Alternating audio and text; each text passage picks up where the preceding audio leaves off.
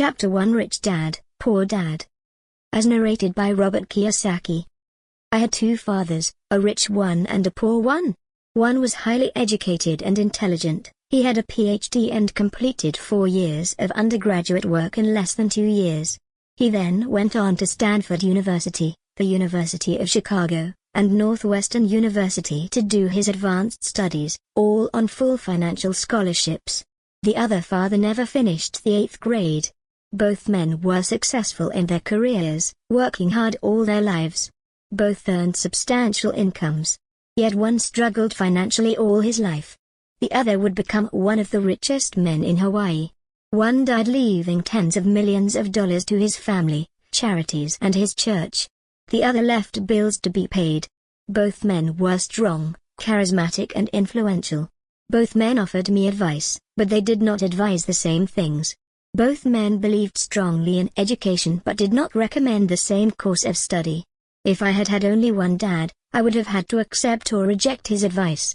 Having two dads advising me offered me the choice of contrasting points of view, one of a rich man and one of a poor man. Instead of simply accepting or rejecting one or the other, I found myself thinking more, comparing and then choosing for myself. The problem was, the rich man was not rich yet and the poor man not yet poor. Both were just starting out on their careers, and both were struggling with money and families. But they had very different points of view about the subject of money. For example, one dad would say, the love of money is the root of all evil. The other, the lack of money is the root of all evil. As a young boy, having two strong fathers both influencing me was difficult. I wanted to be a good son and listen, but the two fathers did not say the same things. The contrast in their points of view, particularly where money was concerned, was so extreme that I grew curious and intrigued. I began to start thinking for long periods of time about what each was saying. Much of my private time was spent reflecting, asking myself questions such as, why does he say that? And then asking the same question of the other dad's statement. It would have been much easier to simply say, yeah, he's right. I agree with that. Or to simply reject the point of view by saying, the old man doesn't know what he's talking about.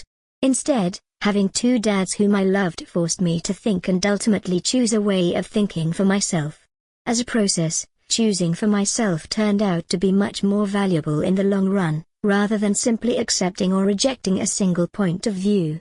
One of the reasons the rich get richer, the poor get poorer, and the middle class struggles in debt is because the subject of money is taught at home, not in school. Most of us learn about money from our parents. So what can a poor parent tell their child about money? They simply say stay in school and study hard. The child may graduate with excellent grades but with a poor person's financial programming and mindset. It was learned while the child was young. Money is not taught in schools. Schools focus on scholastic and professional skills, but not on financial skills. This explains how smart bankers, doctors and accountants who earned excellent grades in school may still struggle financially all of their lives. Our staggering national debt is due in large part to highly educated politicians and government officials making financial decisions with little or no training on the subject of money. I often look ahead to the new millennium and wonder what will happen when we have millions of people who will need financial and medical assistance. They will be dependent on their families or the government for financial support. What will happen when Medicare and Social Security run out of money? How will a nation survive if teaching children about money continues to be left to parents most of whom will be, or already are, poor? Because I had two influential fathers, I learned from both of them. I had to think about each dad's advice, and in doing so, I gained valuable insight into the power and effect of one's thoughts on one's life. For example, one dad had a habit of saying, I can't afford it. The other dad forbade those words to be used. He insisted I say, how can I afford it? One is a statement, and the other is a question. One lets you off the hook, and the other forces you to think. My soon-to-be rich dad would explain that by automatically saying the words I can't afford it, your brain stops working. By asking the question how can I afford it? Your brain is put to work. He did not mean buy everything you wanted. He was fanatical about exercising your mind, the most powerful computer in the world. My brain gets stronger every day because I exercise it. The stronger it gets, the more money I can make. He believed that automatically saying I can't afford it was a sign of mental laziness. Although both dads worked hard, I noticed that one dad had a habit of putting his brain to sleep when it came to money matters, and the other had a habit of exercising his brain. The long-term result was that one dad grew stronger financially and the other grew weaker. It is not much different from a person who goes to the gym to exercise on a regular basis versus someone who sits on the couch watching television. Proper physical exercise increases your chances for health, and proper mental exercise increases your chances for wealth. Laziness decreases both health and wealth. My two dads had opposing attitudes in thought. One dad thought that the rich should pay more in taxes to take care of those less fortunate. The other said, taxes punish those who produce and reward those who don't produce. One dad recommended, study hard so you can find a good company. One dad said, the reason I'm not rich is because I have you kids. The other said, the reason I must be rich is because I have you kids. One encouraged talking about money and business at the dinner table. The other forbade the subject of money to be discussed over a meal. One said, when it comes to money, play it safe, don't take risks. The other said, learn to manage risk. One believed, our home is our largest investment and our greatest asset. The other believed, my house is a liability, and if your house is your largest investment, you're in trouble. Both dads paid their bills on time, yet one paid his bills first while the other paid his bills last. One dad believed in a company or the government taking care of you and your needs. He was always concerned about pay raises, retirement plans, medical benefits, sick leave, vacation days and other perks. He was impressed with two of his uncles who joined the military and earned a retirement and entitlement package for life after 20 years of active service. He loved the idea of medical benefits and PX privileges the military provided its retirees. He also loved the tenure system available through the university. The idea of job protection for life and job benefits seemed more important, at times, than the job. He would often say, I've worked hard for the government, and I'm entitled to these benefits. The other believed in total financial self-reliance. He spoke out against the entitlement mentality and how it was creating weak and financially needy people. He was emphatic about being financially competent. One dad struggled to save a few dollars. The other simply created investments. One dad taught me how to write an impressive resume so I could find a good job. The other taught me how to write strong business and financial plans so I could create jobs. Being a product of two strong dads allowed me the luxury of observing the effects different thoughts have on one's life. I noticed that people really do shape their life through their thoughts. For example, my poor dad always said, I'll never be rich. And that prophecy became reality. My rich dad, on the other hand, always referred to himself as rich. He would say things like, I'm a rich man, and rich people don't do this. Even when he was flat broke after a major financial setback, he continued to refer to himself as a rich man. He would cover himself by saying, there is a difference between being poor and being broke. Broke is temporary, and poor is eternal. My poor dad would also say, I'm not interested in money, or money doesn't matter.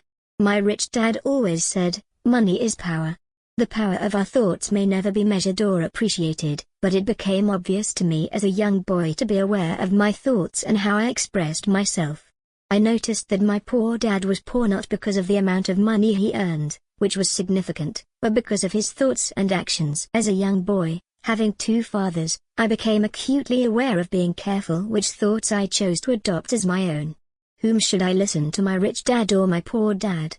Although both men had tremendous respect for education and learning, they disagreed in what they thought was important to learn. One wanted me to study hard, earn a degree and get a good job to work for money.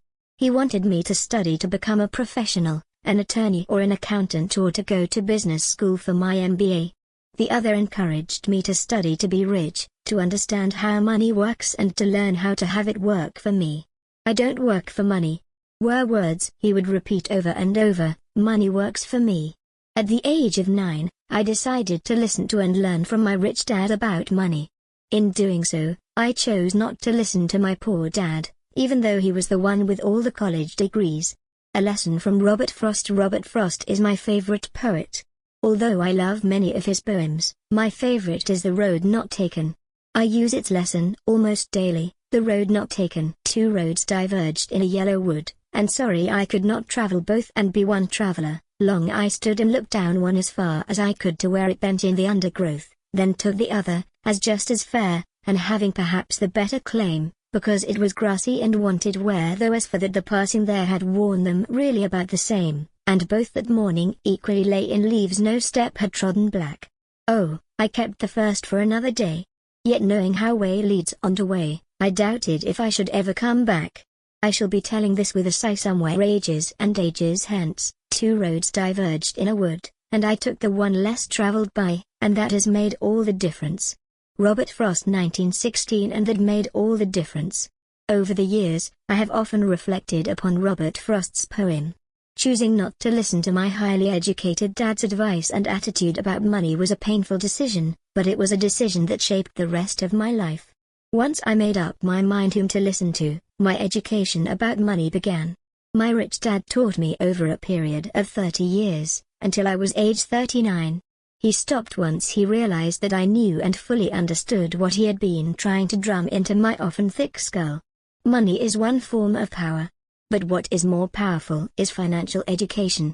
Money comes and goes, but if you have the education about how money works, you gain power over it and can begin building wealth. The reason positive thinking alone does not work is because most people went to school and never learned how money works, so they spend their lives working for money. Because I was only 9 years old when I started, the lessons my rich dad taught me were simple.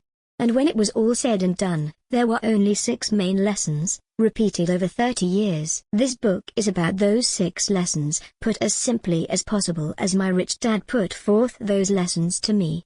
The lessons are not meant to be answers but guideposts. Guideposts that will assist you and your children to grow wealthier no matter what happens in a world of increasing change and uncertainty.